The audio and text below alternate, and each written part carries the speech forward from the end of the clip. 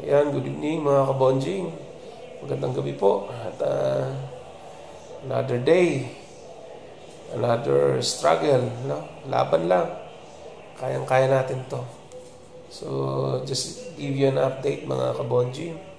So, as of the moment po, ngayon po ay araw ng Sabado, 17 na ng gabi, no? So, ito, update. Naka-oxygen po tayo ngayon. Nakaswero din tayo. Ayan. At, may protection pa. Medyo namamaga yung ating right hand. Kasi may mga daming tinuturok na antibiotic. No? So, just give you an update. Nandito tayo ngayon sa hospital. Naka-admit. Nagpapagaling. May second day. So, tuloy ang na-experience ko. May asthma kasi ako. And then yung asthma ko, sumabay yung ubod sipon. May ubod sipon ako.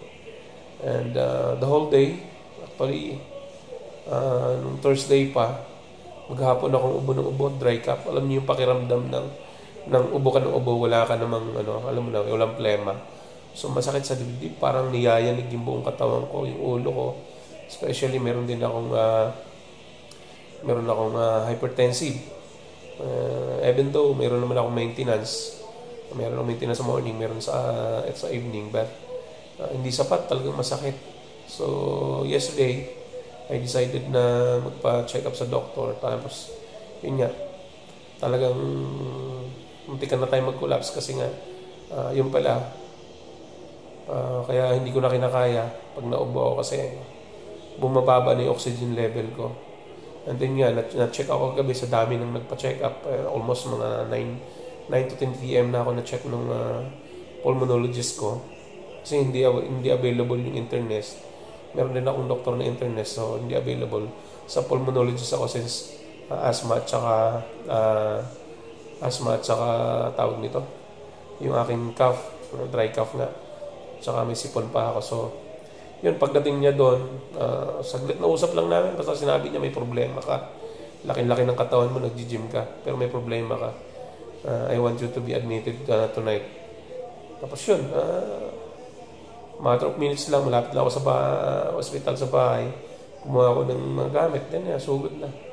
May mga 11:30, naka-admit na ako. Yun, yung emergency doctor sa ER, hindi niya maano yung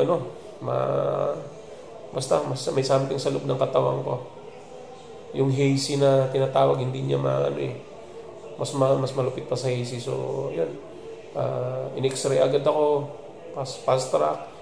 Tapos oxygen. Iba pa nga yung oxygen. Mas malakas yung oxygen doon kasi naghahabol hininga ako eh. And, yun. Kinunan ako dito. Sobrang baba. And then, pinaanuhan ako ng nebulizer. Hindi lang isa, kundi tatlong bayal yung inubos para lang mabomba, makadaan kasi nahihirapan ako huminga, ibig sabihin nagkaklag yung daanan ng hangin. So talagang sinobra. Tapos medyo nag-stable na ako. Sana lang ako inakyat dito sa recovery room. And then yun, may mga antibiotic na tinuturok na dito. Ayan, dito tinuturok na kasi lalaki ng syringe. So dito I think parang 5 ml o 10 ml syringe antibiotic. Tapos para sa plema, kalamnan. Tapos meron din, tuloy din yung kaya naging dalawa yung attending physician ko ngayon. Yung internist ko at saka yung pulmonologist. So dalawa sila. Kasi nga, pag nagka-cough ako, pag ina-asthma, tumataas yung BP ko. So, 140, 90. But today, starting kaninang morning, 130-80 na lang. Nag-130-80 na. So medyo bihira na ako mag-uubo ngayon. Pero hindi pwedeng tanggalin tong oxygen ko kasi bumabagsak nga. So ngayon, pag nilalagay, 95, 96, 97 yun. Pero pag tinatanggal, bumabagsak eh. Kaya kahit sa gabal, kahit gabi, andyan, sinusuot ko. No? Kaya Pero happy to say naman na medyo gumanda yung ating pakiramdam. may development naman, no? May development. So, maraming salamat sa mga nagdasal. Asking for your continuous prayers, mga kabonjing, for my fast recovery. Kailangan din natin kumayod. Alam ko naman, malalagpasan. Part lang ng trials natin to, abuso sa katawan. Kaya magiging aral din to sa mga nanonood, makakapanood. Especially yung may mga hika, may mga asthma. Huwag niyo pong baliwalain. Pagka may naramdaman po kayo related sa lungs, asthma, so pa-check up agad kayo, sugod po agad kayo sa doktor.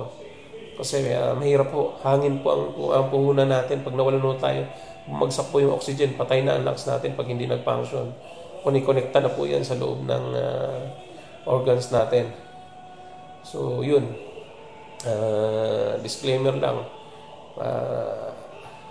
Ito po yung naranasan ko Napakahirap. Kung may mga asthma, tawag sa Tagalog asthma, sa Bisaya hubak, yung mga ganon, ubo, nauwi sa pneumonia, sa broncho, kasi ito sa akin, malapit sa pneumonia to. Lungs kasi, tapos may ubo. Just imagine, 2 days pa lang. 2 days ko pa lang naramdaman yung ubo. Kasi may asthma nga ako, so ganun ang kauwian. Kaya pag may problema kayo, talagang pilitin nyo, may pera o wala. Marami naman doktor na malalapitan dyan Health center, RHU. So yun. At mabigyan kayo ng maintenance. Sa akin, maintenance ko Seretide. 50 by 500 viscous yun, 60 doses yun. Bilog. Dati, nabibili ko lang yun, 700, 800. Way back to 2010. 2010 ako nagkaroon ng asthma nung nagkapamilya ako. Then ngayon, kabibili ko lang last month. Yung 60 doses, 550 by 500 mg na proticasone propionate na Seretide, kulay pink, bilog, may hinihikop. Nasa 2,000 plus na po, 221. Grabe ang itinaas, 400, parang 400% ata. So, ganun ka. Kaya, alagaan nyo hanggat maaga pa. No? Napakahirap po, mga kabonjing. So, just to give you an awareness. Mag-update po ako sa inyo araw-araw. No? Isa sa umaga, isa sa gabi. Asahan ninyo para makatulong tayo, maging aware po yung ating mga kababayan, kakilala regarding sa gantong uri ng karamdaman. So, there you have it. Asking for your prayers, mga kabonjing, para gumaling agad tayo. And don't forget to subscribe and click the notification bell, mga kabonjing, para maging updated po kayo sa ating mga videos. Alright? So, hanggang dito na lang. Happy weekend, mga kabonjing. Bye-bye!